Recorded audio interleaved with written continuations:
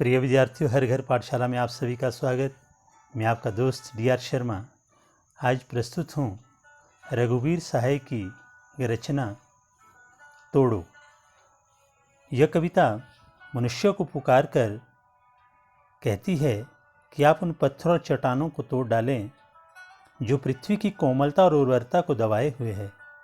संकेत ये है कि हमारे मन में कई तरह के अंधविश्वास, खीज और उकताहट के पत्थर भरे हैं। अपने मन से इन पत्थरों को, इन बाधाओं को हटाना पड़ेगा, तो ही हम चेतना के स्तर पर जा सकते हैं और अपनी सृजनात्मक शक्ति को एक नया रस, एक नई ऊर्जा प्रदान कर सकते हैं। तो एक भूमि के माध्यम से कवि ये संदेश देना चाहते हैं कि जिस प्रकार भूमि में एक अच्छी फसल उपजाने के लिए उसमें पत्थरों को तोड़ना पड़ता है, चट्टानों को हटाना पड़ता है, उसी प्रकार हमारे मन मस्तिष्क में एक नए विचार का सृजन हो, एक नया विचार आए, तो उसको हटाने के लिए मन में जो व्याप्त खीज है, एक झल्लाहट है, उसको हटाना पड़ेगा। अपने अंधविश्वासों को, खीज को हटाना पड़ेगा, तो ये एक नए विचार का सृजन हो सकता है जो हमारे लिए और समाज के लिए उपयोगी हो सकता है। तो चलिए कविता की व्याख्या की ओर चलते हैं।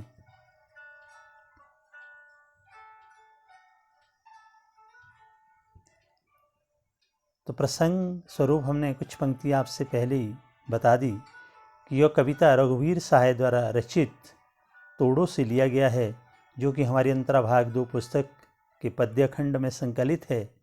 इसमें कविवर मनुष्य को रूढ़ियों और कुंठाओं के बंधन तोड़ने की बात करते हुए कहते हैं,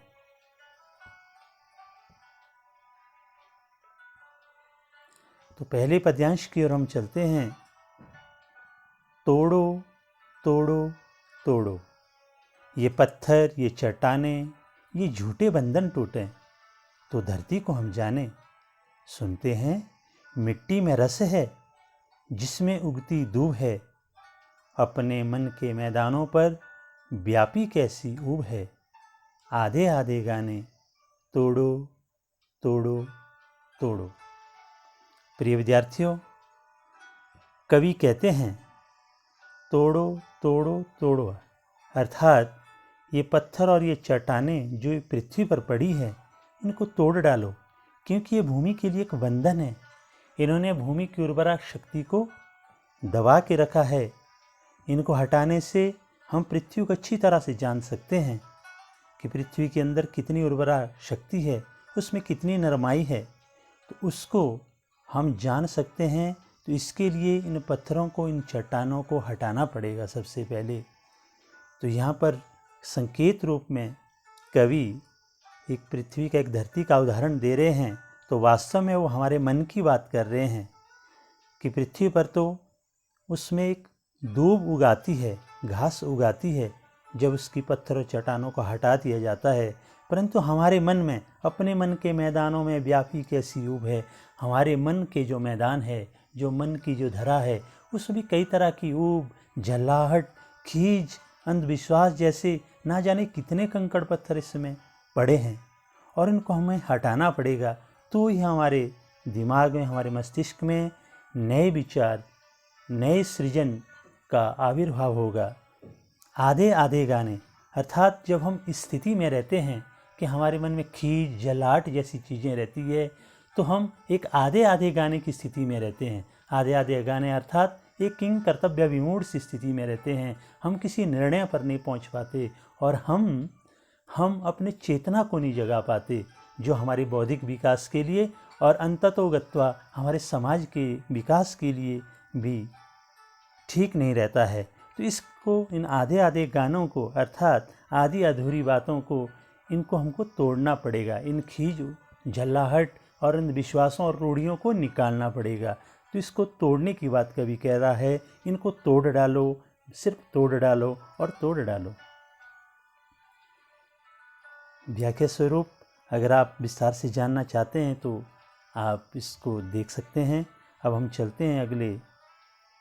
अब इसमें विशेष की बात कर लेते हैं। भाषा बिल्कुल सरल जैसा आप देख रहे हैं, मुक्त छंद का प्रयोग हुआ है और धरती को यहाँ पर उदाहरण स्वरूप प्रस्तुत किया है कवि ने। अब चलते हम अगले पद्यांश की ओर। ये ऊसर बंजर तोड़ो, ये चरती परती तोड़ो, सब खेत बनाकर छोड़ो। मिट्टी में रस होगा ही जब वो पोसेगी बीज को, हम इसको क्या कर डालें अपने मन की खीज को। गोड़ो गोड़ो गोड़ो। फिर पृथ्वी का उदाहरण देकर के कवि कहते हैं, ये ऊसर बंजर तोड़ो, ये जो बंजर भूमि है इसको तोड़ डालो। और ये चरती परती तोड़ो, ये जो ज़मीन हमने चरती छोड़ रखी है या परती छोड़ रखी है, ये आप जानते हैं चरती अर्थात जो पशुओं को चराने के लिए ज़मीन को हम छोड़ देते हैं, परती अर्थात जो बिल्कुल हम बंजर छोड़ देते हैं, ऐसी ज़मीन को आप अब खेत बनाकर छोड़ दो। अर्थात इसमें आप सुंदर से खेत बना डालिए। मिट्टी में रस होगा वो पोसेगी बीज को। इस तरह से जब हम उनको सुंदर से खेत बना लेंगे, उसे हम बिल्कुल अच्छी तरह से ठीक कर लेंगे उस ज़मीन को, तो उसमें रस तो होगा ही ज़मीन के अंदर। जो उस आपके मन रूपी, जो मन में जो विचार रूपी जो अंकुर निकल रहे हैं, वो उसको पोसेगा। अर्थात हमारे मन मस्तिष्क में अपनी खीज को निकाल दीजिए, और अर्थात ये चरती परती जो हमारे खीज रूपी जो अंदर चरती परती ज़मीन जो हमने बना के रखी है, इसको हटा लीजिए। तो आपके मन विचार में, आपके मन में ऐसे विचार आएंगे तो जो एक सृजन के लिए आपको एक रास्ता देंगे, एक नई चेतना जगाएंगे। तो इस खीज को निकाल दीजिए मन से। गोड़ो गोड़ो गोड़ो अर्थात गुड़ाई करना, अर्थात मन में जो विचार हमारे विपरीत है या विषम है या कुंठाएं भरी है या रूढ़ियाँ भरी है, उन विचारों को गोड़ करके निकाल दीजिए। तो ही आपको एक नए विचार का एक सृजन आपके मन मस्तिष्क में होगा।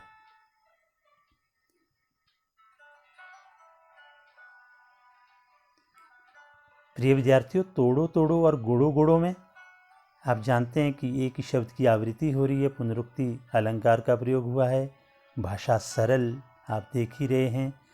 कवि पाठकों को वैचारिक रूप से सृजनात्मक होने का उद्बोधन कर रहा है। तो वैचारिक रूप से सृजनात्मक होना एक मनुष्य के लिए परमावश्यक है, इसका वर्णन यहाँ पर कवि ने किया है। प्रिय विद्यार्थियों, ये दो पद हमारी इस कविता के थे। एक छोटी सी परंतु एक सुंदर सी कविता थी। चलिए अब इसमें जो परीक्षा उपयोगी अभ्यास प्रश्न इसमें आते हैं, उन्हें हम किस प्रकार से हल करेंगे, इसका कुछ वर्णन हम यहाँ पर देखते हैं। जो पहला प्रश्न, पत्थर और चट्टान शब्द किसके प्रतीक है? ये आप जानते हैं पत्थर और चट्टान शब्द बाधाओं के प्रतीक है, जो हमारे मन के बंधन है, जो हमारी कुंठाएं हैं, जो हमारी कुछ ऐसी विषम जो विचार है, जो हमें एक अच्छा विचार लाने नहीं देते मन में। तो यही पत्थर और चट्टान उसी की ओर इंगित किया है कवि ने। इन्हें तोड़कर ही हम एक मंजिल को पा सकते हैं, ये कहना चाहते हैं कवि। प्रश्न नंबर 2, कवि को धरती और मन की भूमि में क्या क्या समानताएं दिखाई देती है? आप जानते हैं यहाँ पर कवि ने पूरी कविता में एक भूमि को एक संकेत रूप में लिया है। जिस प्रकार अगर भूमि को उपजाऊ बनाना है, उसमें कुछ नई हमने फसल तैयार करनी है, तो उसके लिए हमें पहले पत्थर चट्टानें या जो घास उगी रहती है उसको हटाना होता है। तो इस तरह से कवि के अनुसार धरती मन बहुत प्रकार की समानताएं विद्यमान है। धरती में मिट्टी विद्यमान होती है, इसमें पत्थर चट्टानें भी आप तो वह बंजर हो जाती है, जिसमें उसमें किसी प्रकार की फसल पैदा नहीं की जा सकती। इसी प्रकार मन की भूमि बंधन और बाधाओं के कारण बंजर हो जाती है, अर्थात बंधन और बाधाएं उसकी सृजन शक्ति को कमज़ोर बनाते हैं। तो धरती के भीतर पत्थर और कठोरता का समावेश है, ऐसे ही मन में भी उबाऊपन है, खीज है, विद्यमान रहती है। धरती के भीतर यदि पत्थर और चट्टान विद्यमान होंगे तो उसकी पैदावार शक्ति घट जाएगी। इसी तरह से मन में शंकाएं होंगी, खीज होगी, झुंझलाहट होगी, या फिर किस तरह की रूढ़ियाँ हमारे विचार में होगी, तो हमारी सृजन की शक्ति घट जाएगी। धरती में हल लगाकर उसके भीतर व्याप्त चट्टान और पत्थरों को हम बाहर निकाल देते हैं।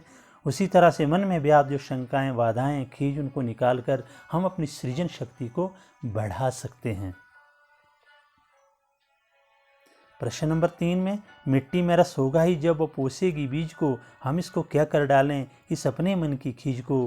गोड़ो गोड़ो गोड़ो, इसका भाव सौंदर्य है, अर्थात मिट्टी का उपजाऊ पन ही बीज का पोषण करता है और उसे फसल रूप में आकार देता है। मिट्टी में यदि उपजाऊपन रस नहीं होगा तो यह बीज का पोषण नहीं कर पाएगी। ऐसे ही मन की स्थिति भी है, जब तक उसके अंदर खीज विद्यमान रहेगी उसकी सृजन शक्ति उससे प्रभावित होती रहेगी। अतः सृजन के लिए खीज को मन से बाहर निकालना ही होगा। इन पंक्तियों में कवि धरती के माध्यम से मनुष्य को खीज को बाहर निकालने के लिए प्रेरित कर रहा है।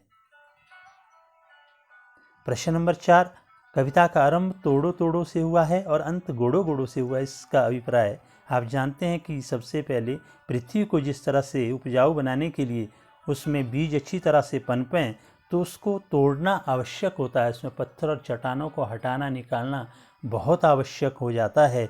उसी प्रकार पहले सृजन के लिए किसी चीज़ का विध्वंस करना तोड़ना आवश्यक है।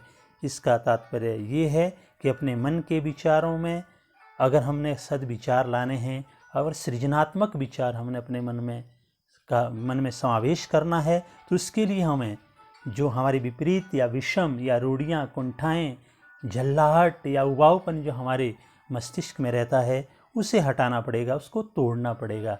अर्थात अंत में गोड़ना अर्थात उस चीज़ को मन को मजबूत बनाकर सृजन शक्ति बढ़ाने के लिए प्रेरित करता है। जैसे धरती के अंदर ब्याज चट्टान और पत्थरों को तोड़ने से उसका बंजरपन समाप्त हो जाता है और गुड़ाई करके उसे खेती योग्य बनाया जाता है। गोड़ो अर्थात गुड़ाई करना। ऐसे इन शब्दों के द्वारा कवि मन को विशेष बल देने का प्रयास करता है ताकि वह अपने सम्मुख खड़ी कठिनाइयों से लड़ सके तथा सृजन शक्ति को और बलशाली बना सके। इस प्रकार ही मनुष्य का विकास संभव है। अर्थात मनुष्य चिंतनशील प्राणी है। अगर वो चिंतन की स्थिति में ही गिर जाएगा, उसमें पतन आ जाएगा, तो वो एक समाज के लिए एक विध्वंसकारी बन जाएगा। अगर उसके चिंतन में एक सृजनशीलता है तो निश्चित रूप से निसंदेह वो एक समाज के लिए उपयोगी बन सकता है। इसीलिए अपने मन की विपरीत या विषम विचारों को हटाना पड़ेगा, उनको गोड़ना पड़ेगा, उसकी गुड़ाई करनी पड़ेगी। प्रिय विद्यार्थी, 5वां प्रश्न, ये झूठे बंधन टूटे तो धरती को हम जाने। यहाँ पर झूठे बंधन और धरती को जानने से क्या अभिप्राय है? कवि का निम्न पंक्ति में झूठे बंधनों से अभिप्राय कि झूठे बंधन मनुष्य को अपने मार्ग से विचलित करते हैं, उसकी शक्ति को जकड़ देते हैं। जैसे धरती में व्याप्त पत्थर तथा चट्टानें से बंजर बना देती है, वैसे ही मन में व्याप्त झूठे बंधन उसकी सृजन शक्ति को विकसित नहीं होने देते। धरती को जानने से अभिप्राय कि धरती में इतनी शक्ति होती है कि वह समस्त संसार का भरण पोषण कर सके, परंतु उसमें व्याप्त पत्थर और चट्टानें से बंजर बना देती है। अतः हमें उसकी शक्ति तथा उसके महत्व को समझकर उसे खेती योग्य बनाने की आवश्यकता है। मनुष्य का मन भी इसी धरती के समान है। यदि वह शंकाओं झूठे बंधनों के जाल में फंसा रहेगा तो अपनी सृजन शक्ति का नाश ही करेगा। अतः अपने मन का अवलोकन कर उससे अपनी शक्ति को पहचानना चाहिए और सभी प्रकार की बाधाओं को उखाड़ फेंकना चाहिए। आधे आधे गाने के माध्यम से कवि क्या कहना चाहते हैं? आधे आधे गाने के माध्यम से कवि कहना चाहते हैं कि मनुष्य जब तक अपने मन में व्याप्त खींच तथा ऊब को बाहर नहीं निकाल लेता तब तक उसका गाना अधूरा ही रहेगा।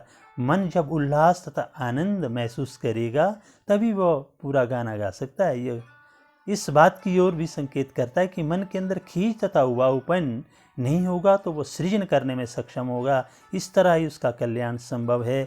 आधे आधे गाने का अर्थ ये भी लिया जा सकता है कि कई बार हम कुछ ऐसी स्थिति में रहते हैं किंग कर्तव्य विमूढ़, जिसको हम कहते हैं, क्या करें क्या ना करें। अर्थात हमारे बाहर से कुछ इस तरह से कोई खीज, कोई झल्लाहट, कोई उबाऊपन हमारे मस्तिष्क में रहता है जो निर्णय लेने की क्षमता को कम कर लेता है। और इसी तरह से हम आधे अधूरे अपने विचारों में रह जाते हैं, निर्णय के स्तर पर रह जाते हैं, चेतना के स्तर पर रह जाते हैं। इसलिए इस आधे अधूरी चीज़ को हमको निकालना होगा और मन मानसिक रूप से अपने आप को बिल्कुल मजबूत करना होगा। ये तभी संभव हो सकता है जब हम अपने मन की कुंठाओं, खीज, उबाऊपन को मन मस्तिष्क से बाहर का रास्ता दिखा दें। प्रिय विद्यार्थियों, उम्मीद करता हूँ आपको ये छोटी सी कविता अवश्य ही पसंद आई होगी। अब अगली कविता बसंत आया के साथ फिर उपस्थित होंगे। तब तक के लिए बहुत बहुत धन्यवाद। अपना ख्याल रखिएगा, सतत अध्ययनशील रहिएगा।